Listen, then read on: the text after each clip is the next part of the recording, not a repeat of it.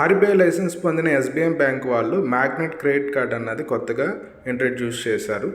So ఆ magnet credit card ఏంటి, దానివల్ల బెనిఫిట్స్ ఏంటి అది ఎలా మనం వచ్చినప్పటికల్లా మన రాయినెట్లో లీడ్ ఎట్లా జనరేట్ చేయాలన్నది తెలుసుకుందాం. మొదటగా ఈ మ్యాగ్నెట్ క్రెడిట్ కార్డ్ అన్నది ఏంటంటే మనకి ఫిక్స్డ్ డిపాజిట్ ద్వారా ఈ క్రెడిట్ కార్డ్ అన్నది లభిస్తుంది. మనం వచ్చేటప్పటికల్లా ఏంటంటే ఈ మ్యాగ్నెట్ క్రెడిట్ కార్డులో మనకు ఒకవేళ సివిల్ స్కోర్ లేకపోయినా సరే, మనకి ఇన్కమ్ ప్రూఫ్స్ లేకపోయినా సరే ఈ క్రెడిట్ కార్డ్ అన్నది వస్తుంది. దీని ద్వారా ఏంటంటే ఈ క్రెడిట్ కార్డ్ పొందుకోవడం బట్టి మనకి సివిల్ స్కోర్ అన్నది మనం ఇంప్రూవ్ చేసుకోవడానికి అవకాశం ఉంటుంది. ఒకవేళ నెగిటివ్లో ఉన్నా సరే ఏంటంటే ఈ క్రెడిట్ కార్డుల నుంచి మనం యూటిలైజ్ చేసి ఇన్ టైంలో పేమెంట్స్ చేస్తూ ఉంటే మనకి సివిల్ స్కోర్ అన్నది పెరుగుతుంది.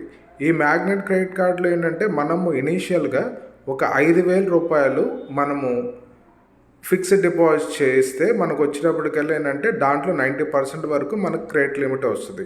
ఆ ఫిక్స్డ్ డిపాజిట్ ఎంతవరకు చేయొచ్చు అంటే మనం వచ్చినప్పటికల్లా 5,000 నుంచి 4,50,000 వరకు చేయొచ్చు. ఇనీషియల్గా మాత్రం మనం 5,000 రూపాయలు డిపాజిట్ చేసుకుని తర్వాత మనం టాప్అప్ కావాలంటే చేసుకోవచ్చు. ఈ కార్డు యొక్క ఫీచర్స్ ఏంటంటే మనకు వచ్చినప్పటికల్లా ఎవరికైనా 18 సంవత్సరాలు దాటి Aadhaar card, linked mobile number, pan card, physical pan card ఉండి వాళ్ళు వచ్చేటప్పటికల్లా వాళ్ళ దగ్గర 5,000 రూపాయలు వాళ్ళ ఎగ్జిస్టింగ్ అకౌంట్లో కనుక ఉన్నట్లయితే వాళ్ళకి ఈ కార్డు తప్పకుండా అప్రూవ్ అవుతుంది.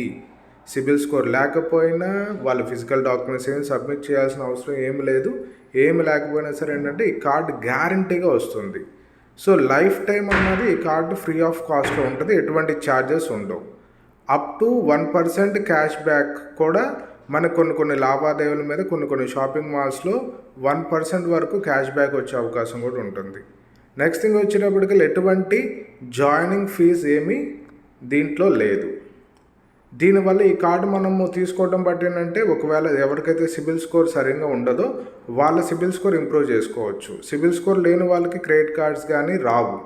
అందులోకి సిబిల్ స్కోర్ తక్కువ ఉన్న వాళ్ళకి ఏదైనా బ్యాంకులో వడ్డీకి మనం వచ్చినట్టుగా హోమ్ లోన్ కానీ, గోల్డ్ లోన్ కానీ, పర్సనల్ లోన్ తీసుకున్నప్పుడు ఆ లోన్స్ మీద ఎక్కువ వడ్డీ అన్నది పడుతుంది, తక్కువ వడ్డీకి రాదు. ఎవరికైతే ఎక్కువ సిబిల్ స్కోర్ ఉంటుందో వాళ్ళకి తక్కువ వడ్డీకి బ్యాంక్ వాళ్ళు ఇస్తారు, ఎందుకంటే రిస్క్ తక్కువ ఉంటుంది కాబట్టి.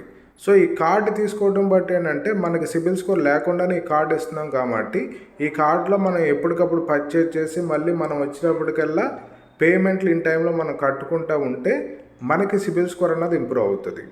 సో అదేవిధంగా ఈ కార్డులో మనము పొందుకోవటానికి మనం ఏం చేస్తున్నాం, ఫిక్స్డ్ డిపాజిట్ చేస్తున్నాం. ఆ ఫిక్స్డ్ డిపాజిట్ మీద కూడా ఏంటంటే మనకి రేట్ ఆఫ్ ఇంట్రెస్ట్ వడ్డీ అన్నది 7% వరకు బ్యాంక్ అన్నది ఇస్తుంది. ఇవి ఈ కార్డు యొక్క మేజర్ ఫీచర్స్. సో ఇప్పుడు కార్డు ఎట్లా లీడ్ జనరేట్ చేయాలి మన రాయినెట్లో అన్నది తెలుసుకుందాం. సో మొదటగా ఏంటంటే ఈ కార్డు లీడ్ జనరేట్ చేయడానికి కస్టమర్ దగ్గర మనకు ఉండాల్సిన బేసిక్ డాక్యుమెంట్స్ వచ్చేటప్పటికల్లా పాన్ కార్డ్ అన్నది ఉండాలి, physical pan card. Aadhaar card details మనకు ఉన్నా సరిపోతుంది, ఫిజికల్గా ఏమి ఉండాల్సిన అవసరం లేదు. ఆధార్ లింక్డ్ మొబైల్ నెంబర్ అన్నది ఉండాలి. నెక్స్ట్ థింగ్ వచ్చేటప్పటికల్లా మన రాయినెట్లో మీరు లాగిన్ అయిన తర్వాత ఆ లాగిన్లో మొట్టమొదటిగా ఏంటంటే ఇక్కడ ఏమవుతుంది, సర్వీసెస్లోకి వెళ్తారు. ఆ సర్వీసెస్లో మనకి అకౌంట్ ఓపెనింగ్ అనే ఆప్షన్ వస్తుంది. ఆ అకౌంట్ ఓపెనింగ్లో అప్లై క్రెడిట్ కార్డ్ అని చెప్పి కనిపిస్తుంది కదా, అది మనం సెలెక్ట్ చేయాలి. సెలెక్ట్ చేయగానే మనకు వచ్చేటప్పటికల్లా ఇట్లా పేజ్ అన్నది ఓపెన్ అవుతుంది. ఒకవేళ ఇక్కడ మీకు పేజ్ కనుక ఓపెన్ అవ్వనట్లయితే పాపప్ బ్లాక్ అయి ఉంటుంది. ఒకసారి మీ బ్రౌజర్లో పాపప్ అన్బ్లాక్ చేయండి, అప్పుడు మీకు ఈ పేజ్ ఓపెన్ అవుతుంది. ఇక్కడ వచ్చేటప్పటికల్లా లీడ్ జనరేట్ లీడ్ అని మీకు కనిపిస్తుంది కదా. సో ఈ ఆప్షన్ వచ్చేటప్పటికల్లా మనం జనరేట్ లీడ్ సెలెక్ట్ చేసుకోవాలి. సెలెక్ట్ చేసుకున్న తర్వాత అప్పుడు ఇంకో పేజ్ మనకు ఓపెన్ అవుతుంది. ఇక్కడ వచ్చేటప్పటికల్లా మీకు క్రెడిట్ కార్డ్స్ అని మ్యాగ్నెట్ క్రెడిట్ కార్డ్ అని చెప్పి వస్తుంది. ఇది మ్యాగ్నెట్ క్రెడిట్ కార్డ్ కనుక ఈ మ్యాగ్నెట్ క్రెడిట్ కార్డ్ ఆప్షన్ మనం సెలెక్ట్ చేసుకుని ప్రొసీడ్ మీద మనం క్లిక్ చేయాలి.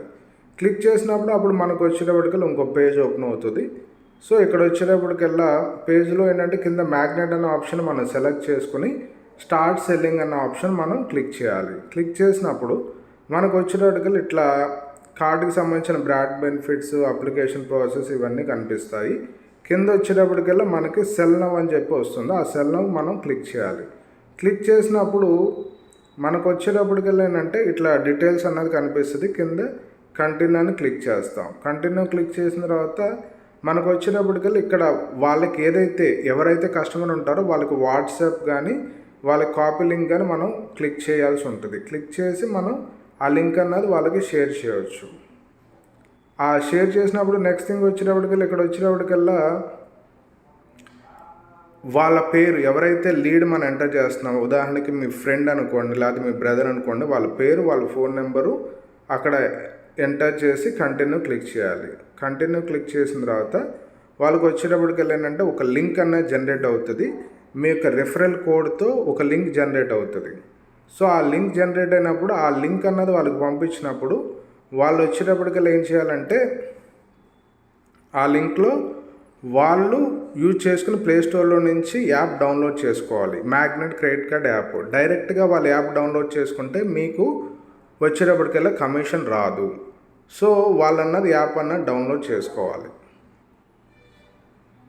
సో యాప్ డౌన్లోడ్ చేసుకున్న తర్వాత ప్రాసెస్ వాళ్ళ కస్టమర్ మొబైల్ నెంబర్లో ఏమేమి చేయాలన్నది మనం ఇప్పుడు తెలుసుకుందాం.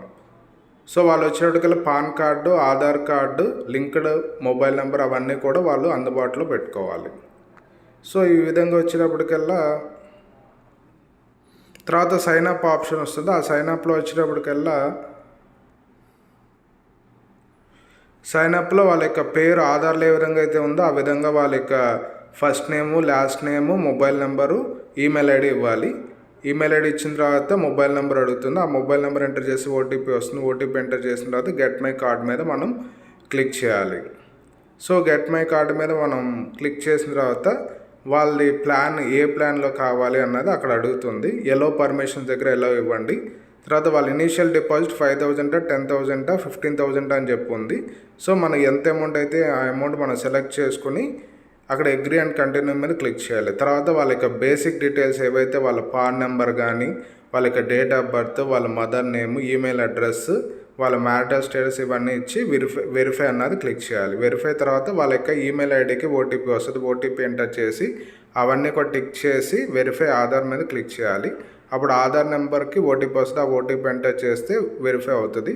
సో అక్కడ వచ్చేటప్పటికల్లా సో వెరిఫై అయిన తర్వాత అక్కడ ఆ హౌస్ డీటెయిల్స్ అవన్నీ కూడా ఇచ్చి కంటిన్యూ క్లిక్ చేస్తాం. తర్వాత పర్సనల్ డీటెయిల్స్, వాళ్ళ ఫాదర్ నేము, నామినీ డీటెయిల్స్ ఇవన్నీ కూడా ఇచ్చేసి వెరిఫై క్లిక్ చేస్తాం. తర్వాత ఏ అకౌంట్ నుంచి అయితే వాళ్ళు పే చేస్తున్నారో ఆ అకౌంట్ డీటెయిల్స్ అన్నీ కూడా ఎంటర్ చేసి అక్కడ వెరిఫై ఇవ్వాలి.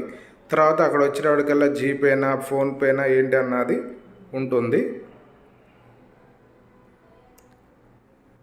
సో అక్కడ ఏదైతే మనకి ఫోన్పే అయితే ఫోన్పే, గూగుల్ పే అయితే గూగుల్ పే సెలెక్ట్ చేసుకుని అక్కడ డిపాజిట్ అమౌంట్ అని క్లిక్ చేస్తే అప్పుడు వచ్చేటప్పటికల్లా ఆ ఫోన్పే పేజ్కి అన్నది వెళ్తుంది.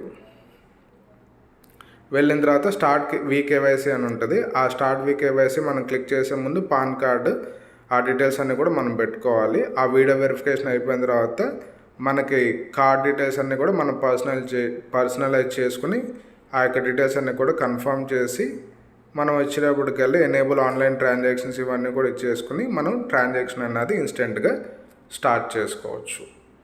ఈ విధంగా చేసిన తర్వాత ఇనీషియల్గా ఫస్ట్ ట్రాన్సాక్షన్ వచ్చేటప్పటికల్లా కస్టమర్ వచ్చేటప్పటికల్లా ఫస్ట్ ట్రాన్సాక్షన్ చేసినప్పుడు ఏమైందంటే మినిమం 100 రూపీస్ ట్రాన్సాక్షన్ చేసిన తర్వాత మన కార్డ్ యాక్టివ్ స్టేటస్లో ఉంటే CSPకి వచ్చేటప్పటికల్లా 399 రూపీస్ కమిషన్ అన్నది వస్తుంది దీని ద్వారా.